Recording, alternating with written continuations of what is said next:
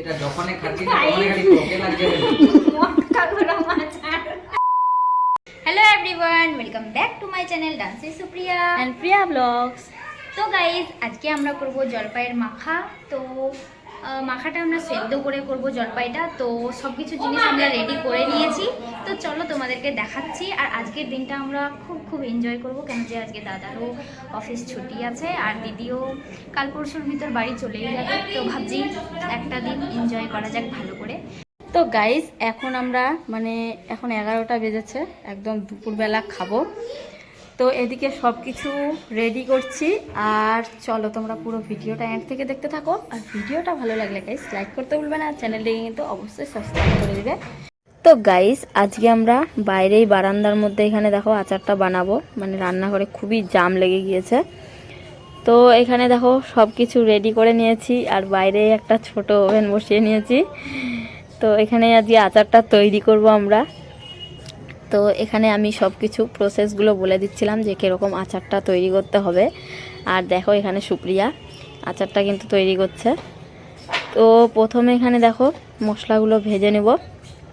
তো এখানে শুকনো লঙ্কা নিয়ে নিয়েছি, যতগুলো লাগবে, একটু বেশি নিয়েছি গাইস। তো শুকনো লঙ্কাগুলো ভাজা হয়ে গেল। তারপরে এখানে জিরে ভেজে নিচ্ছি। তো জিরে কিন্তু বেশি করেই ভেজেছিলাম। আর তারপরে এখানে দেখো 5 ফোড়ন একটু নিয়েছি যাতে সেন্ট হয়। তো সব কিছু ভালো করে ভাজা কিন্তু কমপ্লিট হয়ে গেল এদিকে। তো তারপরে এদিকে দেখো এক এক করে সবগুলো মশলাগুলো, প্রথমে জিরেগুলো মিক্সার গ্রাইন্ডারে দিয়ে দিচ্ছি। আর এগুলো পেস্ট করা হয়ে গেল। তারপর এদিকে শুকনো লঙ্কাগুলো পেস্ট করে নেব। তো শিলপাটাতেও করতে পারো।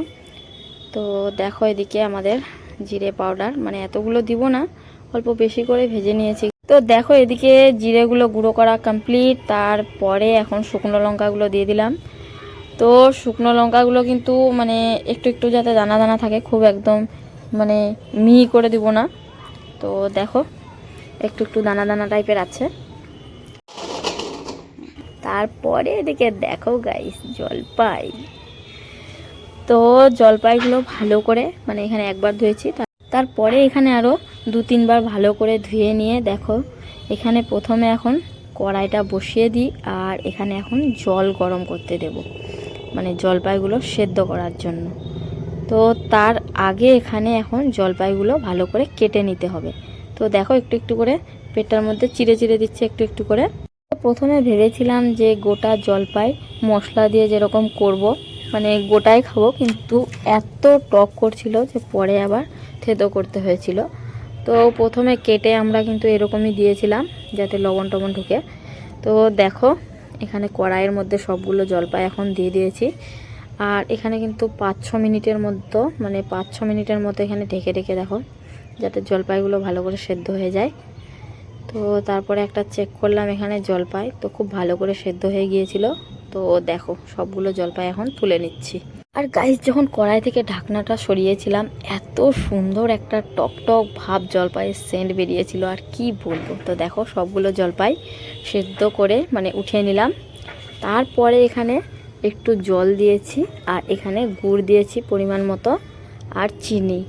তো জলের মধ্যে এখানে ভালো করে গলিয়ে নিচ্ছে। তো যে যেরকম মিষ্টি পছন্দ করে সেরকমই দিবে। কেউ মিষ্টি পছন্দ না করলে টকই দিতে পারে, মশলা দিয়ে শুধু করতে পারে। কিন্তু এটা কিন্তু আগে স্কুলের কাছে বিক্রি টিক্রি করতো, তো ওরকমই দেখে আমরা বাড়িতে ট্রাই করছি প্রথমবার। তো তারপরে এখানে সেদ্ধ করে রাখা জলপাইগুলো দেখো কীরকমভাবে কেটেছিল, তো দিয়ে এখানে মিক্স করে নিলাম। আর তারপরে এখন গাইস যেগুলো মশলা ভেজে রেখেছিলাম আমরা, তো ওগুলো অ্যাড করব। তো এখানে অনেকগুলো শুকনো লঙ্কার গুঁড়ো বাকি ছিল, একটু একটু করে যেরকম ঝাল খাবো সেরকম। আর তারপরে জিরে ভাজা আর মেথি ভাজার গুঁড়োগুলো এখানে অ্যাড করে দিলাম। আর গাইস যা সেন্ট বেরিয়েছিল বাড়িতে, আর কি জলপাইগুলো দেখো জাস্ট কালারটা, আর দেখে একদম মনে হচ্ছে লোভ সামলাতে পারছি না আমরা কেউ। আর তোমরাও কিন্তু পারছো না জানি। তো তারপরে একটু জিরের গুঁড়ো কম কম মনে হচ্ছিল, তো এখানে একটু জিরের গুঁড়ো অ্যাড করলাম। আর গুড় দেওয়ার জন্য কিন্তু কালারটা দারুণ এসেছিল। তারপরে এখানে দেখো একটু বিট লবণ অ্যাড করলাম। আর এখন একটু সরিষার তেল অ্যাড করেছিলাম একটু আগে, আর পরিমাণ মতো এখানে লবণ অ্যাড করেছি। তো দেখো সব কিছু ভালো করে এখন মিক্স করে নামাবো।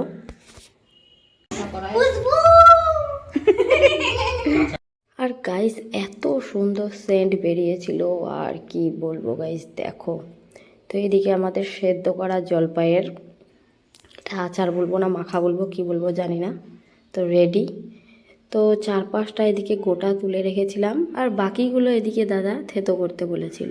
তারপরে এদিকে দাদাকে দেখো টেস্ট করতে দিয়েছি যে কীরকম লাগছে। সুপ্রিয়া দিয়েছে এখানে, দাদার যা রিয়াকশনটা আর কি বলবো। তারপরে এদিকে গাইস আমাদের চিনি দেওয়া শুরু হলো। মানে জলপাই এত টক, মানে যতবারই খাচ্ছি মনে হচ্ছে টক মনে হচ্ছে শুধু। তো দেখো এখানে এতগুলো চিনি অ্যাড করার পরেও কিন্তু খুবই টক করছিল। এটা যখনই খাচ্ছি না তখনই খালি টকে লাগছে। মটকা গরম আচার।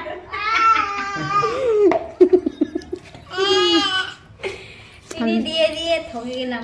দেখ কবে চিনি লাগছে এগুলো। হ্যাঁ দে আরেকটু দে।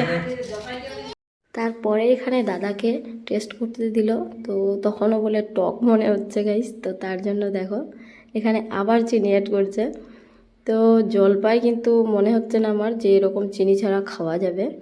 এতগুলো চিনি দেওয়ার পরে তারপরে কিন্তু মানে মাখাটা ভালো হয়েছিল।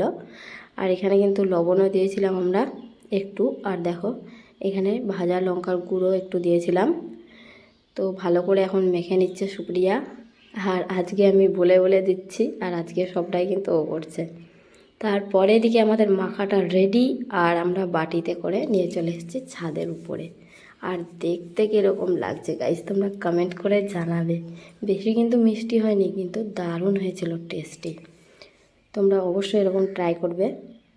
তো তারপরে এদিকে দেখো আমাদেরকে, আমরা এখন ছাদের এক কোণে চলে এসেছি। এখানে একটা কাঁঠালের গাছ আছে আমাদের বাড়ির পিছনে, আর ভর দুপুরে গাইস আমাদের ছাদের উপরে কিন্তু খুবই রোদ্রু, আর এক সাইডে কাঁঠালের গাছটা থাকার জন্য এখানে হাওয়া হয়।